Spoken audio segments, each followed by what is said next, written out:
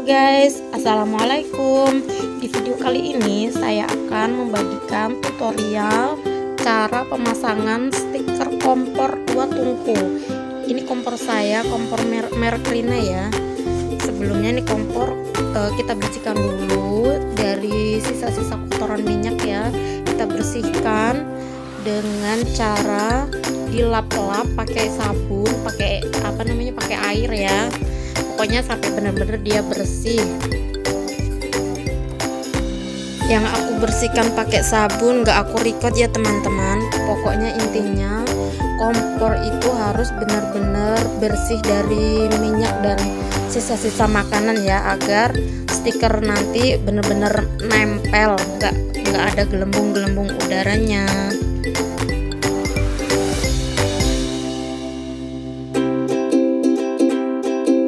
Oke teman-teman, kita simak videonya sampai selesai ya.